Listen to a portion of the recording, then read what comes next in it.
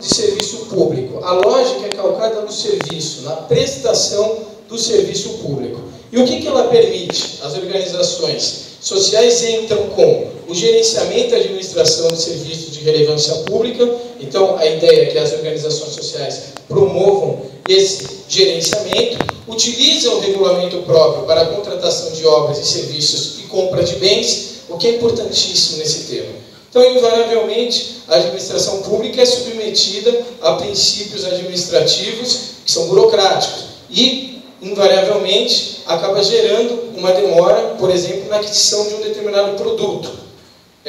Com o compartilhamento da gestão, ou seja, a publicização da gestão, essa entidade, que evidentemente tem finalidade pública, ela consegue promover a aquisição eventual de um determinado equipamento, por exemplo, de forma extremamente mais séria. Então, isso permite que a população tenha serviços prestados com melhor qualidade. Liberdade da entidade para selecionar os profissionais. Aqui é muito importante. A entidade, ela pode e ela deve buscar excelência. É claro, e é muito importante, nós acabamos de realizar um concurso público. O prefeito Paulo Alexandre Barbosa valoriza demais o serviço público. É muito importante a valorização do servidor público, do serviço público. No entanto, há situações em que nós precisamos de profissionais com alta especialização e que, lamentavelmente, um concurso público muitas vezes não consegue promover isso, por uma razão óbvia. Vamos tomar como exemplo, vou dar um exemplo aqui bem objetivo nessa área. A USESP. Acho que todos conhecem a USESP. É uma das principais orquestras, não só do Brasil, mas do mundo. A Orquestra Sinfônica do Estado de São Paulo. Ela é uma organização social e ela presta esse serviço de caráter público. Na USESP, há músicos contratados em nível de excelência, em que dificilmente nós conseguiríamos fazer essa mesma contratação, nós que eu digo, perdão, o Estado, né? Eu digo nós no setor, no sentido de população, através de um concurso público. Dificilmente a gente conseguiria essa excelência. Diga-se para a eu vou até avançar um pouquinho mais no exemplo da USESP. Às vezes você precisa até ter um instrumento musical que você tem que ter alguns elementos específicos e claros que permitem um avanço para que aquela sinfônica funcione de uma melhor forma.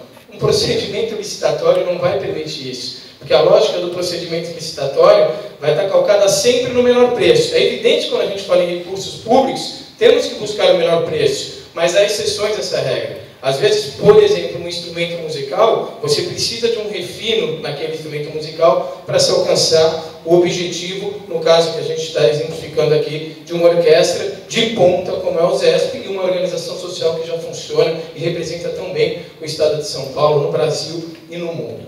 Então, veja, a liberdade da entidade para selecionar os profissionais permite excelência na prestação do serviço público.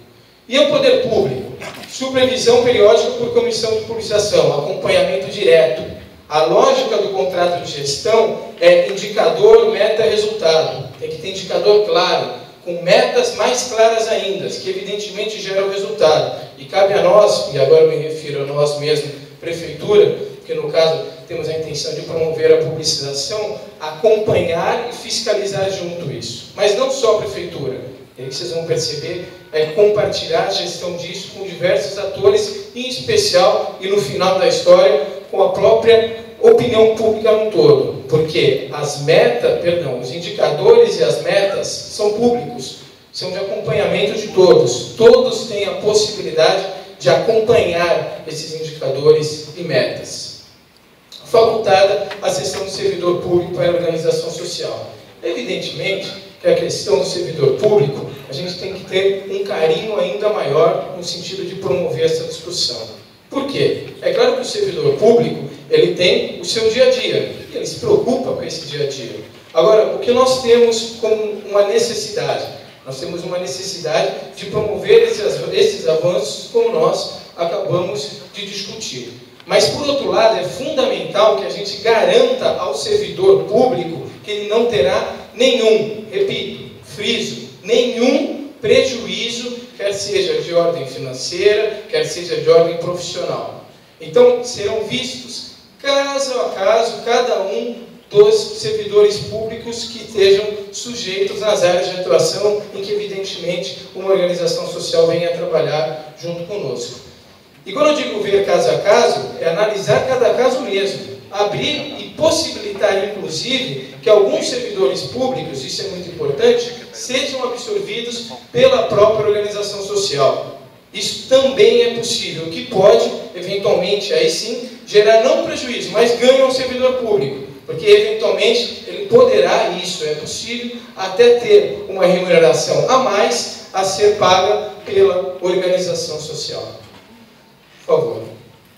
Bom, então, como a gente falou aqui, experiências bem-sucedidas. Não sei se está dando para todo mundo visualizar, mas a gente fez um brevíssimo estudo, e só para vocês terem uma ideia, hoje nós temos mais de 290 mil instituições, entidades de organização social constituídas em nosso país.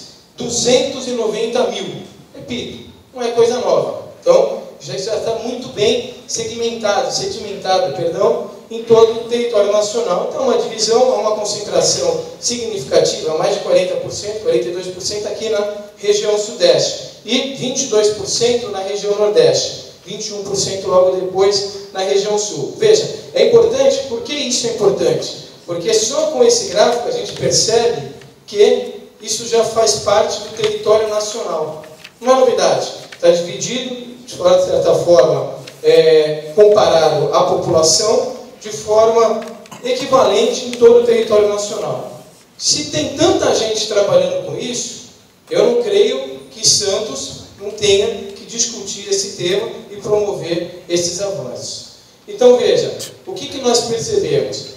A modernização administrativa, oferecer cada vez mais atendimento de alta qualidade, que é aquilo que a gente já falou, a busca da excelência, a busca do serviço público que seja garantida a excelência na prestação desse serviço.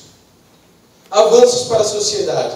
Suprir carências do poder público, por meio de serviços altamente especializados. Também não quero ser repetitivo, mas o serviço público, digamos, tradicional, ele tem sim as suas dificuldades, quer seja por procedimentos licitatórios muitas vezes morosos, quer seja pela dificuldade, às vezes, de promover as contratações de mão de obra. Hoje, só para vocês terem uma ideia, isso é muito bom a gente dizer, está aqui o secretário de Finanças, nosso secretário Álvaro, a lei de responsabilidade fiscal, ela diz, e eu vou ser bem objetivo nesse tema, que as prefeituras não podem gastar mais de 51,3% da relação da sua receita líquida corrente com a folha de pagamento. Em resumo, entre o recurso que a prefeitura tem disponível, sua RCL, sua receita líquida corrente, um limite prudencial de 51,3% e 54% um limite fatal. Nosso município, hoje, nosso índice é feito quadrimestralmente, Secretaria de Finanças que realiza. O nosso último índice, que é de abril agora, nós estamos em 50,3%. Portanto, nós estamos muito próximos de chegar no limite prudencial exposto pela Lei de Responsabilidade Fiscal. Evidentemente que a gente não pode descumprir a lei. Então, a própria contratação de novos profissionais é um problema para a Prefeitura de Santos hoje, porque nós temos, sim, essa limitação imposta pela Lei de Responsabilidade Fiscal. Bom, a questão da qualificação das entidades. Rosângela, você quer falar um pouquinho sobre esse tema? Então, eu vou convidar a Rosângela, que é a nossa secretária adjunta e também membro da Comissão de Publicização, porque ela que está muito apta, e aqui eu me dirijo especificamente agora, para os representantes de entidades que, porventura, tenham interesse em trabalhar com a Prefeitura de Santos. Nós temos